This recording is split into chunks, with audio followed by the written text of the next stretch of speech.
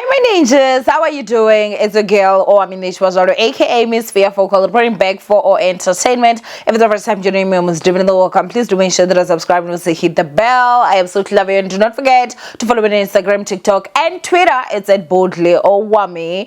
Now, my ninjas, on the 16th of August, we're having our 4th masterclass, so get you that ticket, okay? And they are finishing quick. But anyway, today I am going to be here, and I think I'm gonna give you guys, like, just for you to understand and get more, or what you may not know about this millions versus billions issue that is going on between Vodacom and please call me inventor, Nkosana Makate. Okay, now today the constitutional court has basically ruled in favor of Vodacom because the case is going back. Okay, and it is overruling, I guess, the decision that was made by the SCA back in 2024, which was last year, that he does deserve to make 5%, anywhere between 5% and 7.5% of the revenue earned from the services over 18 years ago. Now, mind you guys, please call me still exists even till today. And not only that, even other networks also have please call me. So I don't know if maybe they bought some of the rights or they still pay Vodacom, because from what we hear, this man is the one that invented it, and obviously I'm sure they had copyright. So other networks, I'm sure, even, I don't know, but I feel like they would definitely have to pay Vodacom for that invention. And mind you, Vodacom is not like they came out with it, though it was an employee of theirs. So I did make this compilation, yes, and just for you guys to kind of understand fully, like, you know, this is what happened. So I'm gonna go ahead and just be reading from my phone, and it goes by like this, right? In 2000, a young trainee accountant at Vodacom had an idea that would transform South African mobile communication forever. His name was, or is, Nkosazana Makate, and the concept was simple but revolutionary: a free message service allowing users without airtime to ask someone to call them back. He called it the Buzz. Okay, Vodacom launched it in 2001 as Please Call Me. It would become a household name used by millions across the country, but behind the success was a hidden controversy. Makate never received a cent. Lisile Vodacom lisile. And so began one of South Africa's most prolonged and high-stake legal battles: Makate versus Vodacom, the legal war. In 2008, Makate took Vodacom to court, alleging they had used his idea without compensation, despite an oral agreement he made with then producer director Philip Geisler. Vodacom denied the deal ever existed. The case stretched over years. In 2014, the High Court acknowledged that Makate had come up with the idea, but dismissed his compensation claim due to technicalities, including a lack of formal authority and prescription expiry under law. But Makate didn't give up.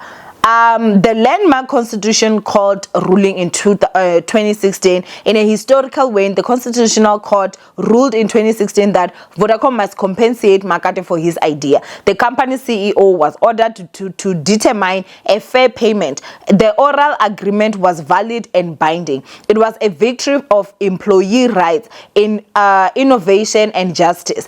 But it was only the beginning of a much bigger dispute over how much he should be paid.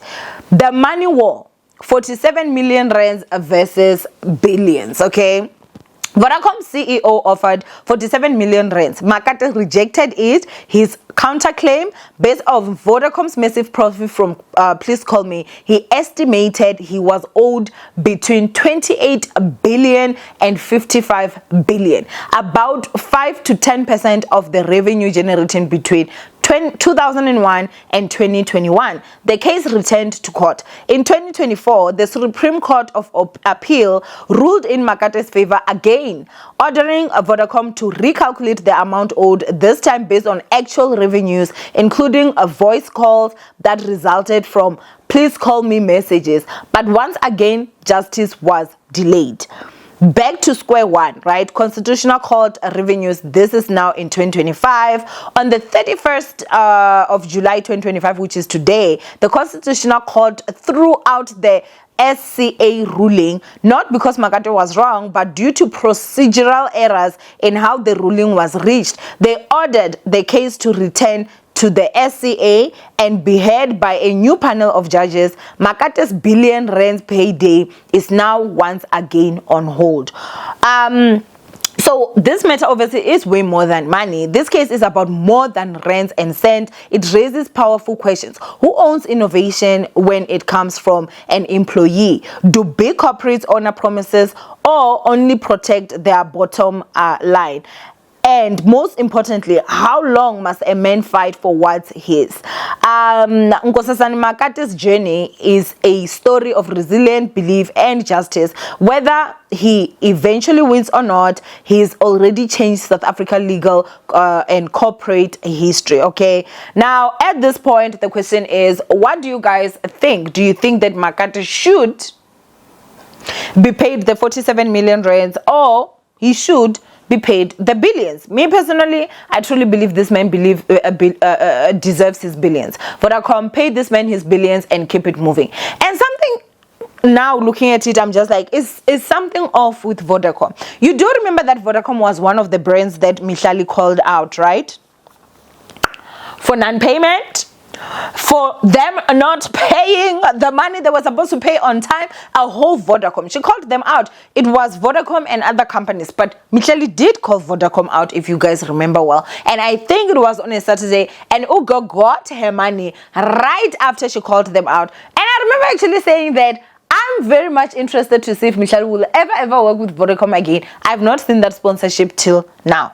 Now we don't know about the future, maybe it might happen, but again it raises questions like, girl, we know something shady must be happening over there. If someone as huge as Mihlali would have to call you guys out because you lot are delaying payment that you're supposed to pay. And in this instance, a man that was working there, a man that came up with an idea that was received, an idea that verbally was agreed upon, that we are going to give you a share, not an amount of money, a share from this whole thing. Now, you ask me, you are the one that came up with the idea. He deserves way more than the between the 5 and 7.5%. I feel like he deserves literally at least, even if it was 40% or even 50%. He came up with the idea, you guys came out with the resources to contribute everything, and the estimated that has been made here is over 100 billion rands. That's what's estimated. Like, why are they not just giving this man his shmoney? Pay this man his squanch, okay? When he started this has been over 17 years of them trying to not pay this man a single cent. Allegedly, when this whole change started, they were basically saying there was no such a deal. Lisile, a black man is being taken advantage of here. And that's my opinion. Why is it that these white people need to steal our idea? Like, I don't get it. Like, you know, guys, being a black person is painful.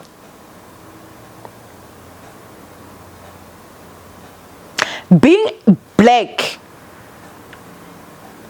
sometimes hurts. You are forever seen less than. You are seen as stupid due to lack of knowledge and resources, which stems off from, especially in this country, the apartheid government, because our great-grandparents were never allowed knowledge. They did not know enough to can pass down knowledge to us, to our fathers, and then us. We, this generation now, we are only blessed because social media exists. I'm telling you.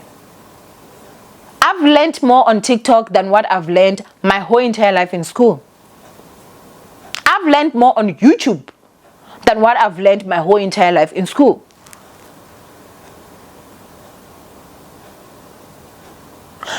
Knowledge is power. And I think they banked on this man had no knowledge. And for him to take on a Vodacom, and it takes this many years. I mean, the moment they win this case, the lawyers are definitely like proper rich. They know that I don't need another case. Even if it's for the next 10 years, I'll be set. They will work because they want to work, but it definitely will not be a need because it is a lot of money. 47 million rands is a slap across both face. I mean, both cheeks, like both sides. It's like a papa. Actually, it's not just a slap. 47 million rands is a dirty slap. Pooh. That's exactly what it is. You couldn't even say a billion. And this man is owed way more than that. So it is also very much disappointing that even today this man has not gotten what he deserves, and it is still being further pushed back after everything that this man has actually gone through. But I really honestly pray to God that very soon this whole matter is going to be settled and Vodacom will actually pay this man what he is worth, because Vodacom has benefited a lot. And again, as I'm saying, guys, I know that other networks now have please call me, but if Vodacom through this guy is the one that actually started this, then other companies, I feel like they should be paying for certain rights to use this, because intellectual property is kaluku. I doubt that Vodacom will just be like, okay, we came up with this idea, you guys can do it for free. I doubt. I don't know. Maybe someone can tell me in the comment section, and I do stand to be corrected. But if that is the case, and you find that even Vodacom is collecting from these other networks for the idea, yet you don't even want to give the man that actually came up with this idea nothing. I saw somebody say, just take the 47 million rands and keep it moving. And I was like, we're so small-minded.